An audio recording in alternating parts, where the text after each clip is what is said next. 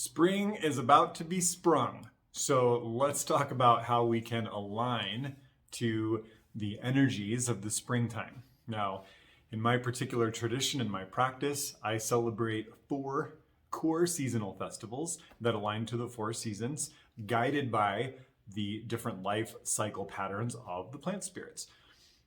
Springtime, traditionally, we think about happening at the end of March, at the spring equinox, which is technically the first day of spring by the Gregorian calendar. But in our traditions of the sort of pan-Celtic lands, we would generally start honoring the energies of spring on February 1st, which aligns to the pagan holiday of Imbolc. Before we get into some ways to attune and honor the spring and the workings of the spirits at this time of year, I want to give you 2 options for the when. How can you figure out when to celebrate? So first, you can just lean into the established sort of neo-pagan tradition of celebrating the beginning of spring on Imbolc, February 1st. Totally fine. I would suggest and encourage you to explore the different ways that this time of year is celebrated in various different cultures, Irish, Scottish, British, so that you can really get a feel for what was trying to be accomplished, for the spirit of the festival rather than just the ritual or the routine of it. Another way to do this is the way that I do this, is that we combine the solar calendar, so that idea of February 1st, and the lunar calendar, and our idea that the month starts with the new moon. So I celebrate the Spring Fête, the Spring Festival, at the new moon closest to February the 1st. So you have 2 different options. See what feels right for you. Sometimes, in different bioregions, different dates make sense, so you can kind of see what feels right. And really, a lot of folks get a lot of anxiety around timing. Please don't let yourself get stressed out about it. What matters is that you show up and that you participate and that you do the alignment, whether it's on February 1st or February 12th or January 25th. It doesn't matter. That 2-week window is not going to make or break your relationship with nature, okay? So find something that makes sense to you, that feels good in here, and stick with it and let that be your cadence. So, as I mentioned earlier, in my tradition, we call this particular festival the Spring Fête, F-E-T-E, the Spring Festival, as a way to not co-opt from any specific sort of pan-Celtic tradition, because the green art ultimately is a specialist plant-based tradition under the umbrella of paganism. So folks who practice the arts of plant spirit work can be ascribed to many different types of paganisms, and we don't want to kind of copy and paste any one of them in a way that doesn't do justice to that tradition. So the main thing here is that at this time of year, the ground will slowly start to warm. Even though the days start getting longer at the winter solstice, we really don't notice it very much until this kind of first week of February comes around. So the ground is starting to warm, the days are starting to get longer, the birds kind of start getting a little more active. Lots of trees, where I am, start to create their little waxy buds. We have forsythia, sometimes the crocus will even push out of the soil. They're ready to rock. They are not waiting. And on the level of plant mysteries, the sap, or the vital force of the plant spirits, is starting to slowly rise up from the roots where they've been resting all winter long in the other world, up into our world through branches and trunks to bring life into this side. So we're sort of celebrating and participating and even calling up that energy, asking the plants to return. Wake up, come back from your rest, come back from your slumber, and join us on this side. Now, the bright half of the year doesn't actually start until the May festival, until May 1st, right? So we're still technically in the dark half of the year, and depending on where you are, it very much might feel that way. It does where I am in the high desert. We still get cloudy days, inversion, and snow well into the end of February. So, it definitely still feels dark here. So keep that in mind, that we're sort of doing that first initial rustling to try to wake the spirits and call them back and chase away the heaviness and the inauspiciousness and the darkness of winter in preparation for a new year and in preparation for spring. So that's kind of our approach. That's our mood, our sentiment as we walk into the spring, is that of longing for the presence of the plant spirits in our world after their respite in their own world, after they've retreated down into the roots to take slumber in the world of spirit, in the world of mystery. So it just invites us to kind of flip the energetics a little bit. So here's the thing about celebrating these little markings of the wheel of the year. We call the garland. People get really hung up that it has to be done at the right time, at the right moment. It has to be done in the right way. You got to say all the right things. The ritual has to be done perfectly. It has to be grandiose and theatrical. And all that's fun. I love when I get invited to go work with traditional craft covens or, pagan working groups or whatever, and it's like an experience and a journey. I love it, but it doesn't have to be that way.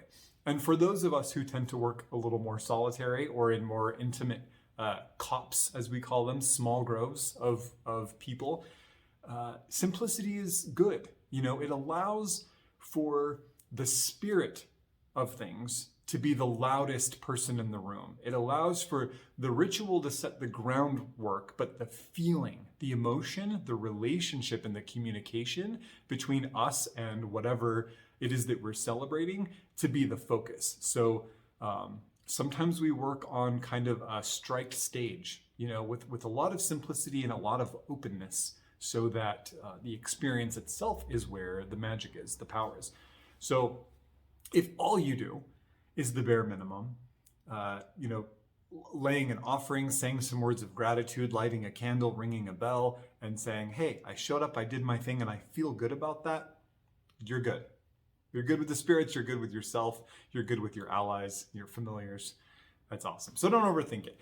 People get so spun out about doing these things right that they end up not doing them at all. And our work is less about what we think and more about what we do. So show up, do what needs to be done. So here are a few of the things that I like to do. I don't always do all of these things every year. Sometimes it's little mishmatches of these things, but I want to give you some ideas of how you can attune to the upcoming spring, celebrate the Spring Fête with us.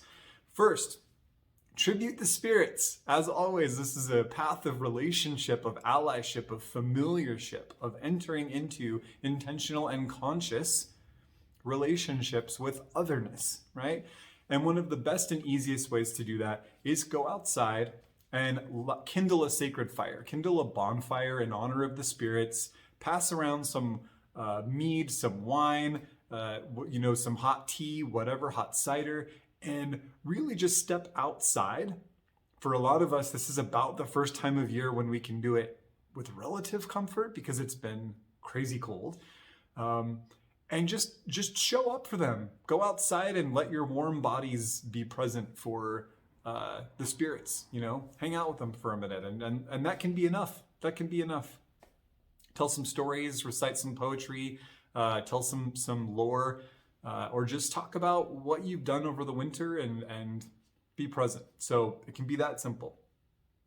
Another thing that is very important at this time of year is that we start all of our seedlings indoors. Okay, we get our little peat pots and we get our lights and our heating mats and we get all of our seeds ready before they can't go outside yet here anyway. So we get them started inside, and right around end of May, early June, generally we can take them outside safely and start hardening them off.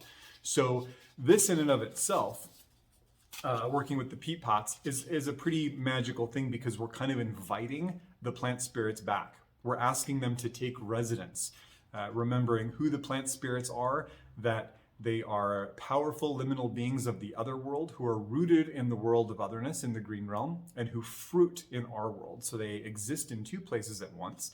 And when we plant, what do we have here? Our red hard spring wheat, which is a plant that I work with in ritual. When we plant this wheat here and it sprouts indoors, we're actually calling a little bit of the wheat spirit into our lives. That spirit exists in many other places. If you plant some calendula or chamomile, you are calling in the chamomile spirit, the calendula spirit, and getting a little bit of who they are growing into your life. So it's really an invitation of an honored guest, and to have them spend some time indoors with us for a few months before we send them outside is pretty cool. Another thing that I like to do is to take these peat pots on a big piece of wood, and we sort of draw out with the pots a little effigy of a man, of the green man. And we plant these with seeds that are traditionally sacred to this work, lots of grasses and grains and beans, and allow them to start sprouting. And I keep that as is throughout the entire summer. And then as we come into the harvest tide at autumn, we do some other ritual work with that effigy of the green man. If you're really crafty, you can make a wire form for him, a wicker man, if you will, and stuff it with soil and peat and kind of grow everything out of him. In the traditions of ancient Egypt, they would use the sarcophagus of Osiris, and plant things there and let that grow up as a symbol of his returning to our world, his rebirth, the mystery of rebirth, very much sort of the underlying theme of springtime. Another thing we can do is plant seeds with magic. So working with plant spirits that align to magical goals we have, holding those seeds, going into journey work with those seeds, and then planting them, again in our little peat pots, to sort of sow the magic that we would like to grow over the coming year. In your particular traditions, if you have a springtime goddess, if there's a goddess of the spring, of flowers, of fertility, of fecundity, this is a time also to create space for her. If not, as is the case with me, I do some special offerings and honorings to the land goddess, the goddess of who is land, who is present where and when I am. And similarly, you can honor the goddess as she shows up in the land where you are. That each landmark and landform is a curve on her body, an expression of her personality as she exists where you be. So very bioregional, very local, very land-based. This is how we like to do things. Traditionally, the rituals of wassailing the trees happen somewhere in early January 5th, generally right around there. And in this tradition, hot cider and sometimes bread is taken out to the orchards, usually the apple orchards, and the trees are toasted. We splash a little bit of cider their way and maybe hang some bread in their bare branches and sing some songs and really make a lot of noise. Firecrackers, pots and pans, bells, whistles, flutes, hollers, all the things. But I actually wassail the trees now. At February, right around the February 1st, at our Spring Fête is when we wassail the trees. So we go out to all of the trees who provide food and medicine for us. So for some of us, in my case, I have a little pear tree in my backyard. So we go wassail the pear tree and hang offerings there and actually decorate that tree as part of our Spring Fête festivities, which I'll talk to you about in a minute, and make lots of noise to chase away the darkness, chase away the heaviness, the inauspiciousness, and some of the malefic spirits that sometimes will hang out during these cold winter months. So again, we are toasting and warming them, giving them something warm to drink, and kind of encouraging them to come back. And that's really what the Spring Fête is about, calling the plant spirits back.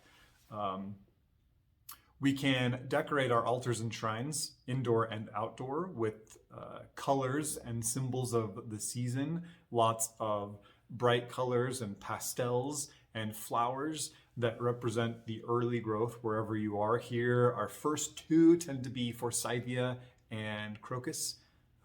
but wherever you are, you kind of look for those earliest flowers, and those are kind of our indicator that, oh, this is time, it's happening. And we can bring those colors in to where we are. So the forsythia, of course, just beautiful, bright butter yellow, and the crocus here, yellows, reds, and purples. So those are the colors that I bring into my shrine to honor the spring fete, because they are resonant with the way that the land wakes up here.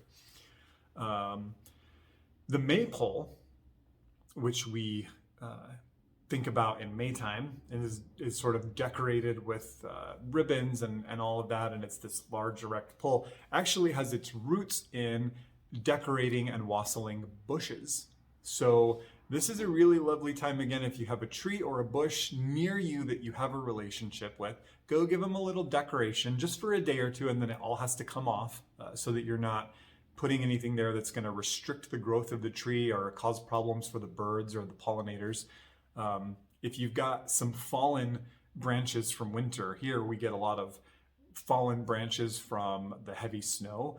We can pick one of those up and decorate it beautifully and bring it inside as sort of a way to honor the spring and to bring a little bit of spring into the house.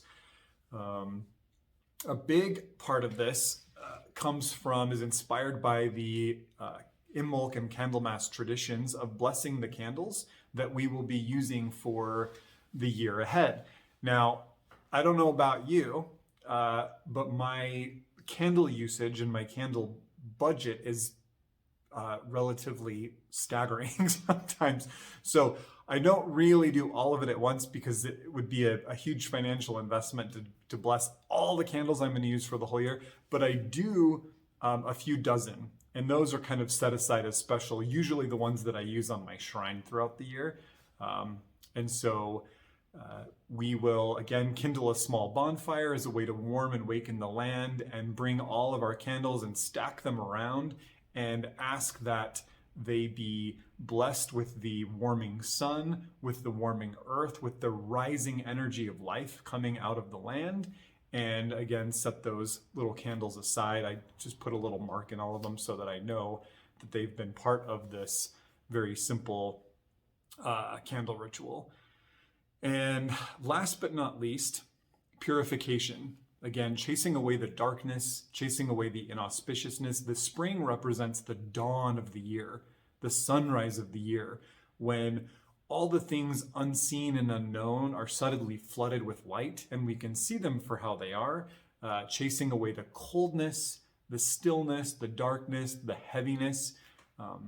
All of those things have their purpose, and we're not saying they're bad. We're just ready to move on, right? So we have to shake the blankets out after a long winter's sleep and get ready to warm it up a little bit. So generally, our allies of purification at this time of year are the only allies of purification we have access to, which are the evergreens. So I love to walk all the way through the house, every room of the house, smoldering some juniper. You could also do, pine or redwood or cedar, any of these purifying evergreen allies. So get that smoke everywhere. Let that smoke really move through the house and cleanse and purify, while asking the plant spirit, the tree spirit, to be present and help you with purification. Yourself, your altars. You can also walk out clockwise around your home, around your property, and really just do all of that. Another fun thing you can do is strewing traditions, which generally we think about in sick rooms, but this is totally appropriate now, where you can take maybe the remaining dried floral herbs that you harvested last summer. So your lavender, rose, calendula, chamomile, and then of course some evergreens, mint family plants, rosemary, and you sort of sprinkle them around the home on the floor, and then visualize and with magic and intent, allow them to kind of soak up all of the heaviness, all of the dark energy, and then you sweep them out as a way to kind of cleanse the space. So purification, rites of chasing away illness and inauspiciousness, of waking up the spring, of calling forth the plants, warming the ground, honoring the sun, honoring the relationship between the plants and the sun, that they in their transformative process, they reach up and catch the rays of the sun and transform it into life energy that we then directly benefit from through eyes and through body. So just a few ways to celebrate. You can pick one, you can pick several, you could maybe weave them all into one really lovely ritual that you celebrate alone or with family or with like-minded friends.